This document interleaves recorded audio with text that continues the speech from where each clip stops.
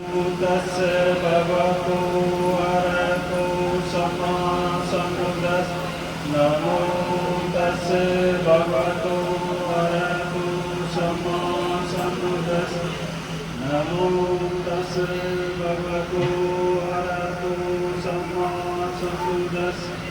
एवं द्वेषुतं एकं समयं भगवा सावित्रं विरते जेतवने अनाथपिण्डकस्य आरामे अतिको अन्त्रादेवताभिकन्ताय रतियाभिकं चौणाकेवलपं जेतवनं कोभासयित्वा येन भगवान् तेनु सपङ्कपि उपंशङ्कमित्वा भगवन्तम् अभिवादयित्वा एकमन्तम् अर्थासि एकमन्त्रधिता सा देवता भगवन्तं गाथाय अन्धवासी बहुदेवामनुष्या च मङ्गलानि अचिन्तनीयम् आकमङ्गानासोतानं गुरिमङ्गलमूर्तिमन् सेवना च बालान् पण्डितानां च सेवना पूजा च पूजनीयानां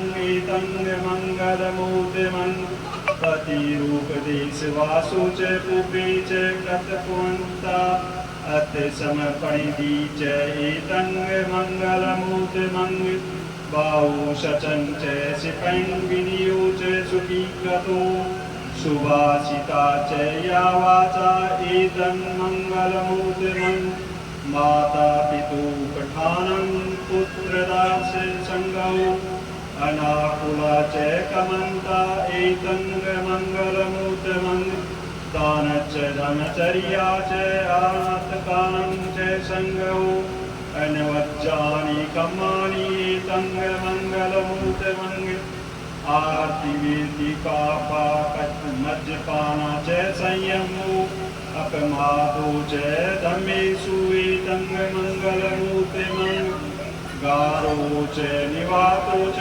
सन्धुरति च कथञ्जुता कालेन धम्मश्रवणम् एतङ्गमङ्गलमूर्तिमन् खन्ति च शोचस्वता सम्मन्नं च दशनं कालेन धम्मसाकच्छा एतङ्गमङ्गलमूर्तिमन् तपो च विशुद्धचर्यं च हरियं सच्चान दर्शनं निब्बानं सच्चिक्रिया च एतङ्गमङ्गलमूर्तिमन् कुटश्च लोकतमेचितङ्गयसन्नयकपति अशोकं विरजन् हेमन् एतङ्गमङ्गलमूर्तिमन् एतादृशानि गतवान् सवतं पराजिता सवत्सोधिं गच्छन्ति तं तेषं मङ्गलमूर्तिमति साधु साधु साधु अनीचावत् संकारा उपादवयधमीनो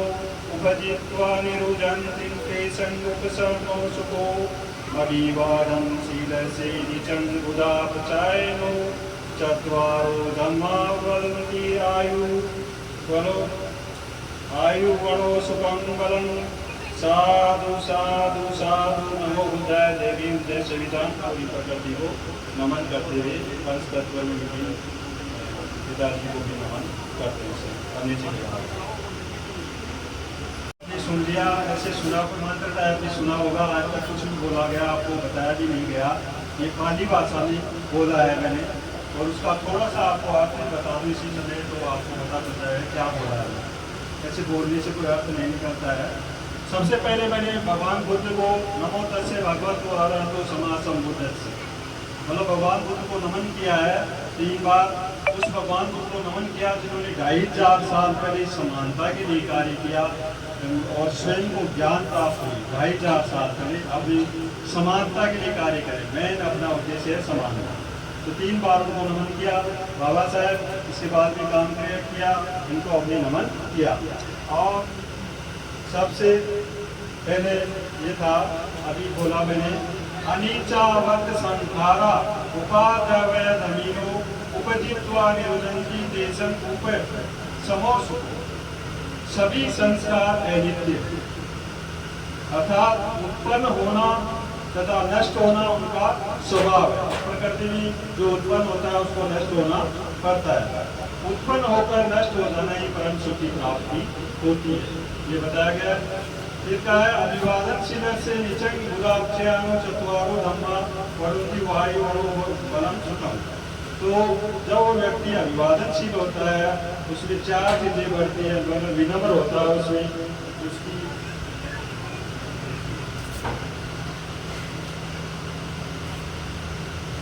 अभिवादन करने से सदा वृद्धों की सेवा करने वाला होता है, और उसकी चार बातें वृद्धों की सेवा करने वाला बुनियाद की सेवा करनी चाहिए माता पिता की, और उसकी आयु सुंदरता सुख और बल बढ़ते।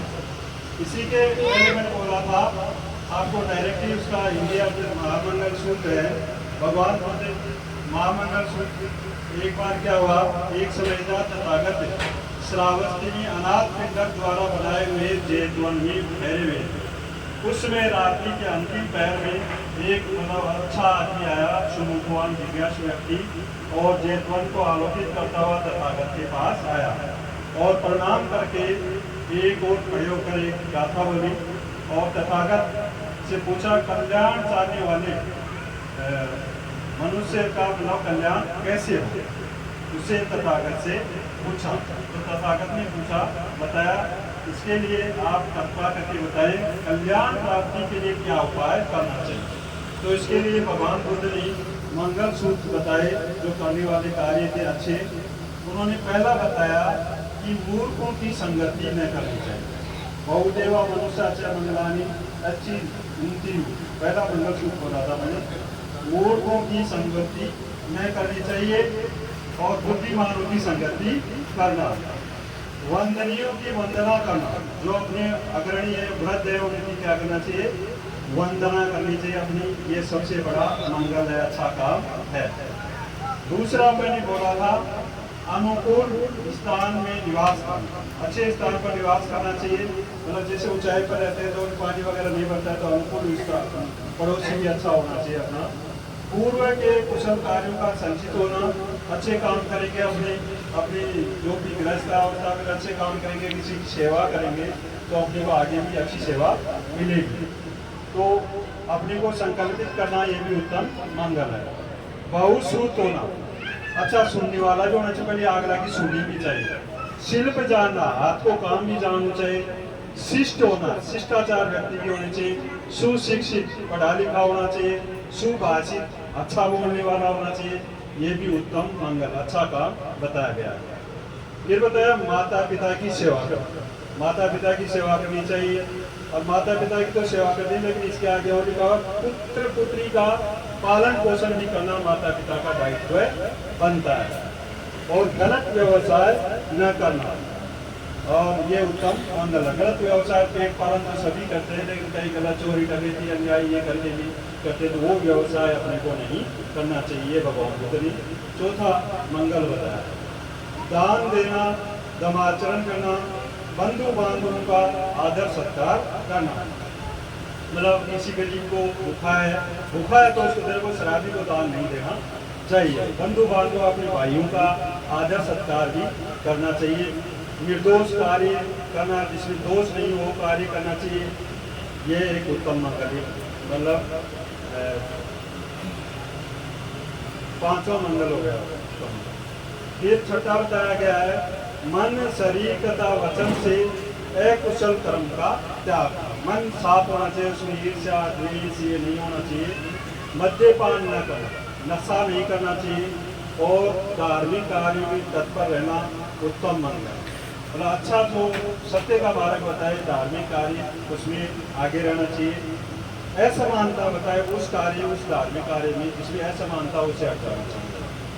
गौरवशाली होना, अच्छा गौरवशाली होना चाहिए। विनम्र होना चाहिए, संतुष्ट रहना चाहिए। मतलब जितना कमाए उसमें संतुष्ट रहे। कमाना जरूर चाहिए, लेकिन ऐसे नहीं कोई लालच करके कमाए। कर्तज्ञ होना, किसी को उपकार किया तो उसके ऊपर कर्तज्ञ भी होना चाहिए। और उचित समय पर धर्म का श्रवण करना, ये उत्तम मंगल है। धम्मानी भगवान बुद्ध ने सत्य का मार्ग बताया है, ये उत्तर मतलब ये सुनना कि आप सुन रहे हो, ये भी उत्तम मंगल है, अच्छा कार्य है।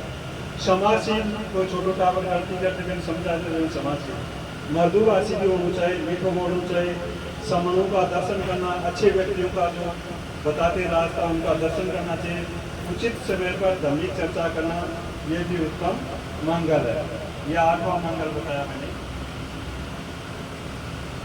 फिर तप करना चाहिए, ध्यान लगाना चाहिए, विशुद्ध चर्या का पालन, श्रेष्ठ सत्यों का दर्शन और निर्वाण होता है ज्ञान प्राप्त करना, निर्वाण का साक्षात करना, ये भी उत्तम मंगल है। जिसका चित्त मानी मन, लोक धर्म, ये संसार से विचलित नहीं होता है, वह निशोक निर्मल तथा निर्भय रहता है। मतलब सुख दुख में बराबर रहता, निशोक रहता, निर्मल और निर्भय रहेगा, ये उत्तम मंगल है।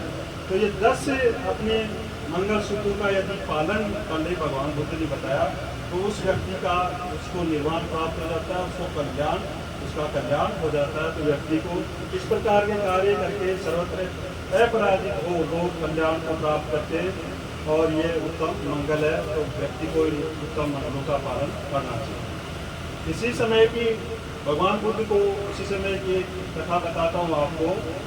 भगवान बुद्ध को सम्यक सर्प दंश से मतलब निधन हो गया था उसका, तो माँ का बच्चा जब एक्सपायर हो जाता है तब उसको बहुत दुख होता है। तो उसने मतलब पागल हो गई, गाँव में ले घूम रही थी, मेरे बच्चे को जिलाओ, मेरे बच्चे को जिंदा करो। अब लोगों को तो पता था जो बड़े थे, लेकिन वो संतुष्ट कैसे? तो उन्होंने कहा कि भगवान बुद्ध को इसमें सम्यक ज्ञान प्राप्त हुआ है, क्या पता वो जिंदा कर दे। उनको पता था कि वो इसको मतलब संतुष्ट कर देंगे। तो वो गई भगवान बुद्ध के पास में और क्या मेरे बच्चे को क्या करो, जिंदा करो।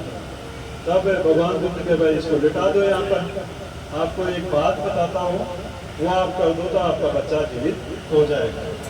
तो भगवान बुद्ध ने कहा कि आप एक सरसों की मुट्ठी लेके आओ गांव में जाकर के, और ऐसे घर से लाना जिस घर में मृत्यु नहीं हुई।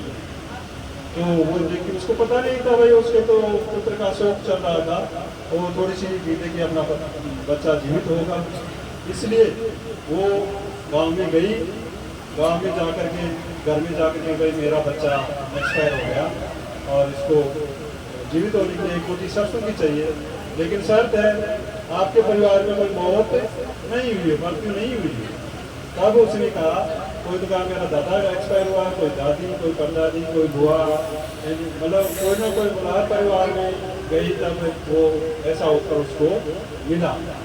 तो वो शाम को हाथ पकड़ करके गई वापस भगवान बुद्ध के बाद कि भगवान बुद्ध ऐसा तो कोई घर ही नहीं मिला जहाँ पर मृत्यु नहीं हुई। तो वही बोध भी देख लो, ये तो प्रकृति का नियम है, जो आता है वो संसार में जाता है।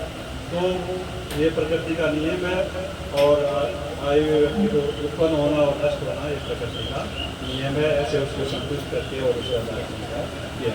तो इस प्रकार से मतलब दुख और सुख व्यक्ति के चलते रहते हैं, पहलू हैं तो, और इसमें धैर्य रख करके अपने को काम में लेना चाहिए।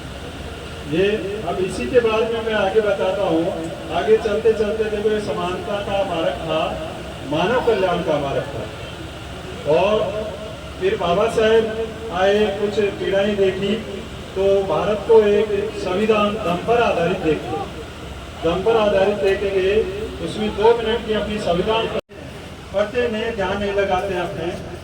तो मैं पढ़ के बताता हूँ आपको। हमारी पाठशालाओं में भी जारी कर दिया गया है, माननीय अशोक गहलोत के इसके आभारी है जो पाठशालाओं में 2 मिनट का कार्यक्रम जारी रखा है। हम भारत के लोग भारत को एक संपूर्ण प्रभुत्व संपन्न लोकतंत्रात्मक गणराज्य बनाने के लिए धर्मनिरपेक्ष उसके समस्त नागरिकों को क्या कर दिया गया है, सामाजिक, आर्थिक और राजनीतिक न्याय, 3 तो न्याय दिए। समाज में सब बराबर होना चाहिए, आर्थिक में कोई शोषण नहीं होना चाहिए, राजनीति में सब बराबर होना चाहिए, 3 तो न्याय। विचार, अभिव्यक्ति, विश्वास, धर्म और उपासना की स्वतंत्रता, 5 स्वतंत्रता दी। प्रतिष्ठा और अवसर की समता, सबको बराबर का अधिकार है, कोई भी IAS, RS, कलेक्टर, राजनेता बन सकता है, ये अवसर का समता। और राष्ट्र की एकता और अखंडता सुनिश्चित करने वाली बंधुता, भाईचारा होना चाहिए, किसी ईर्ष्या द्वेष ये चीज नहीं होनी चाहिए, सब भाई की तरह रहे। भारत देश बहुत बड़ा है। तो 4 चीजें दिए 26 नवंबर 1949 को बाबा साहब ने भारत देश को सौंपा था तैयार करके, क्योंकि 4 चीजें हर व्यक्ति को चाहिए, न्याय, समता, स्वतंत्रता और बंधुता। ये 4 चीजें अभी भारत के नागरिकों को नहीं मिली है। इसको प्राप्त करने के लिए अपने को सभी को प्रयास करने चाहिए, और इसको प्रयास तभी होंगे बाबा साहब द्वारा लिखित पुस्तकें अपनी आने वाली पीढ़ी को पढ़ाएंगे, तब आप उसको आज़ाद कर पाओगे और तभी आपका कल्याण होगा और हर क्षेत्र में आपको ध्यान देना होगा। नमो बुद्धाय, जय भीम, जय संविधान। आपने इन बातों को सुना और अपना कार्यक्रम हुआ। अभी ये 3 मिनट 1 मिनट का और मेरा कार्यक्रम होता है। उसी बीच में सबसे पहला प्रश्न है, बाबा साहेब का जन्म कब हुआ था? ये 8वीं 10वीं तक के बच्चे को यहाँ बैठे हुए हैं, 8वीं 10वीं तक के बच्चे को बैठे हुए हैं। बाबा साहेब का जन्म कोई बता सकता है? तो बता सकता है? नहीं बता सकता। 12वीं तक के बीए तक का कोई बीए आप बता सकते हैं? आइए।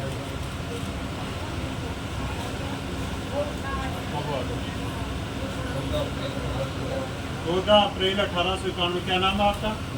देखिए, एक मिनट सामने आइए। ए भैया फोटो खींचिए हमारी इधर से। ए भैया इधर से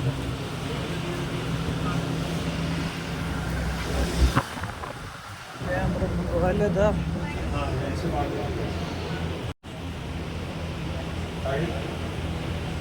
दूसरा प्रश्न है मेरा, विशेष रूप से मैं आदरणीय गोपाल जी और उनके उनके लिए धन्यवाद देना चाहूँगा कि आप मुझे यहाँ आने का अवसर दिया, और साधुवाद ज्ञापित करता हूँ आदरणीय JP बोस सर का कि आप सरकारी कर्मचारी होने के भी नियमित हम के कार्य में लगे रहते हैं, अग्रसर रहते हैं। इस प्रकार के हौसले वाले बिरले ही लोग हैं करने वाले आदमी अतुल जी सर हमारे साथ चल करके आए, आदमी राठी, आदमी राम स्वरूप जी बोल साहब, आदमी माता जी, आदमी निखिल जी, आदमी राजेंद्र जी फतेहगढ़, आदमी भाई सहित आप सबको स्वागत है। ओ बेटा वंदना और परित्राण तो हो गया है। मैं इस बात के लिए आभार व्यक्त करता हूँ आदमी को, JP बोस साहब का, कि आपने मुझे समय दिया। उसके मन में ये विचार पैदा हुआ कि जो मेरे पिता इस संसार से विदा हुए, श्रद्धांजलि का जो प्रोग्राम है या उनकी आत्मिक शांति के लिए अभी कुछ और काम करना चाहिए। उसने विभिन्न प्रकार के जप तप करवाए, विभिन्न प्रकार के यज्ञ हवन करवाए, जितने भी वह कोई न कोई पूजा पाठ करवाता, उसके बाद उसको ऐसा लगता है कि अभी वो संतुष्ट नहीं है और उसके पिता की आत्मा भटकती है। जब व्यक्ति के मन में ऐसे विचार पैदा होते हैं कि आत्मा भटकती है तो व्यक्ति डरता है। जब तक उसके पिता माता जिंदा है बहुत अच्छे लगते हैं, जब वो इस संसार से विदा हो जाते हैं और जब वो ये कह देता है तेरे पिताजी वहाँ मैंने देखे थे भटक रहे थे, तो फिर अंदर से यूं कलेजा फड़फड़ाता है कि कहीं ना कहीं गड़बड़ है।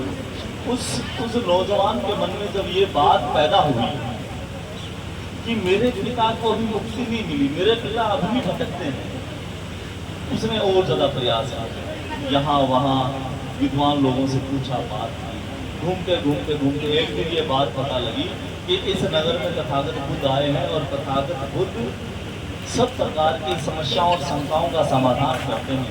अगर तुम बुद्ध से जाकर के मिल लो तो निसंदेह तुम्हारे पिता की आत्मा को मुक्ति मिल सकती है। वह नौजवान बुद्ध के पास गया और जाकर के हाथ जोड़ करके कहा कि ये तथागत, मेरे पिता को इस संसार से विदा हुए 1 वर्ष से भी ज़्यादा का समय हो गया है। मैंने बहुत सारे जप तप करवाए, बहुत सारी पूजा पाठ करवाई, पर मुझे ऐसा लगता है कि मेरे पिता की मुक्ति नहीं है। तो तथागत ने उसकी मन की दिशा को जान करके उन्होंने कहा कि हे नौजवान, तेरे पिता की आत्मा को मुक्ति मिल सकती है, उनको शांति मिल सकती है, पर तुम्हें काम करना पड़ेगा कि सुबह जल्दी 2 मटके लेना, एक मटके में पत्थर भरना और एक मटके में घी भरना और नदी के किनारे आ जाना।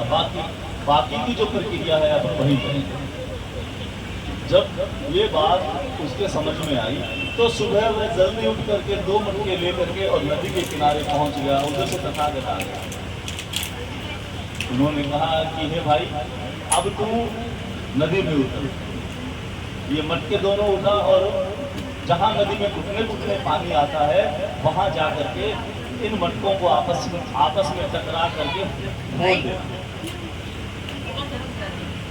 जब वह नौजवान उन दोनों मटकों को लेकर के उस नदी में उतरा, जब वह नदी में उतर करके उन मटकों को फोड़ रहा था, तब उसके मन में विचार पैदा हुआ कि हाँ, इस बार कुछ अच्छी प्रक्रिया हो रही है, इस बार मेरे पिता को मुक्ति मिल जाएगी, कि इस बार मेरे पिता को मुक्ति मिल जाएगी। जब उसने जाकर के वो मटके फोड़ने के बाद तब तथागत ने पूछा कि हे भाई, आपके पास 2 मटके थे, 2 मटके में एक मटके में घी था और एक में पत्थर थे, अब वो कहाँ है? वो बोला कि हे तथागत, जो घी था वो तो बह गया पानी के साथ और पत्थर वहीं नदी में बैठ गए। तब तथागत बोले कि अब तू बाहर आ जा, मेरे को इतना ही आता है। अब तू कोई इस प्रकार का विद्वान व्यक्ति बुला, इस प्रकार का कोई, इसके ऊपर बंद गिरा बैठ जा रहा है,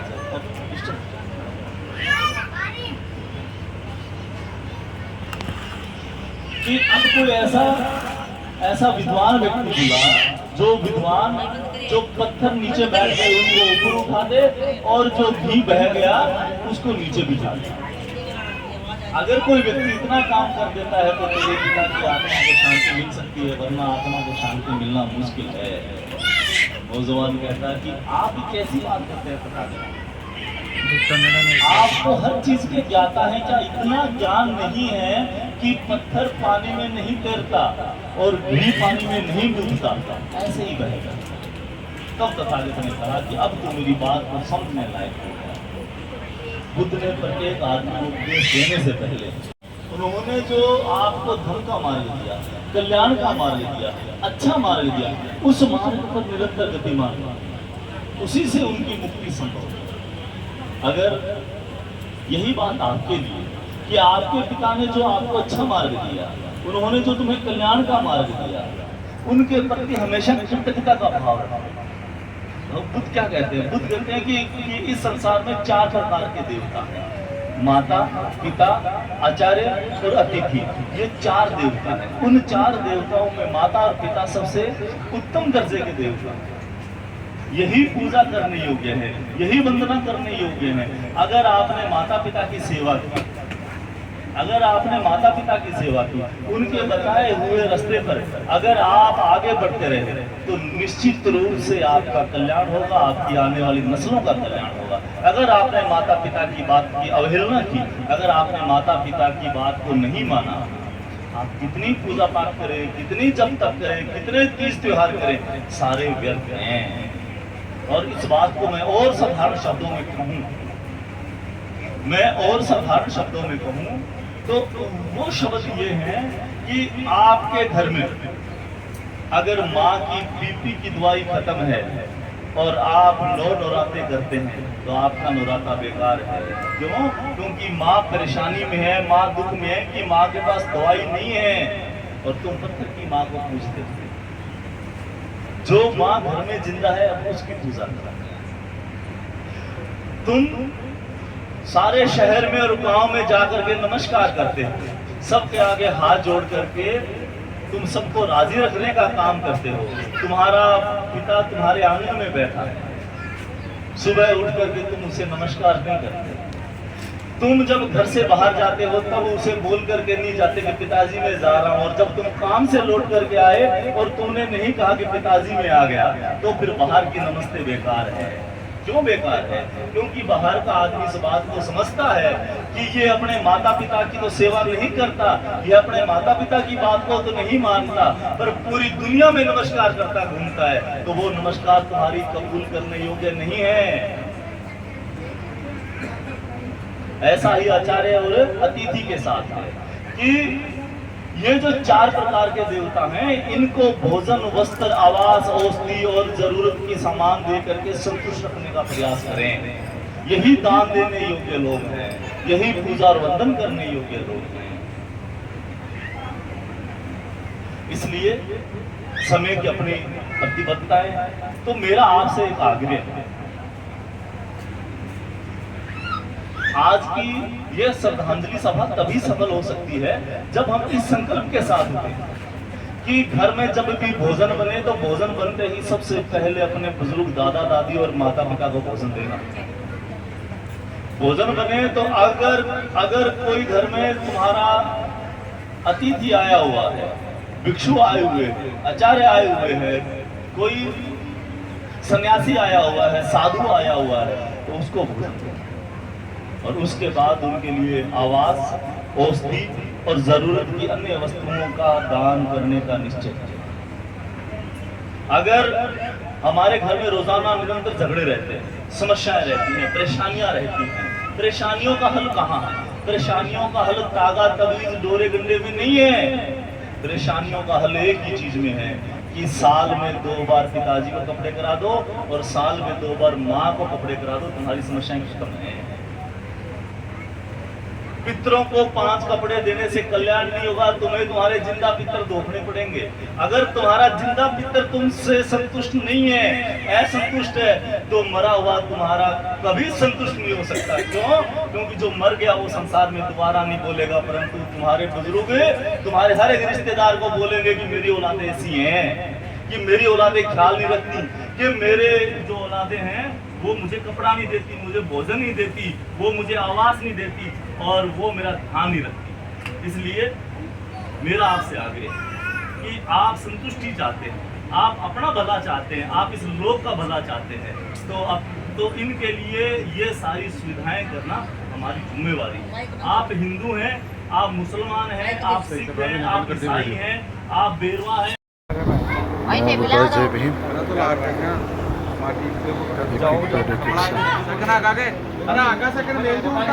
हाँ जी, अरे आ जाओ भाई, सभी आ जाओ। पवन जी और सबको अमरूद खिलाएंगे। रतनगढ़ वाले रे आ जाओ। रतनगढ़ वाले, अनूपगढ़ वाले भी आ जाएं, इधर आ जाएं, बुला रहे भाई आप।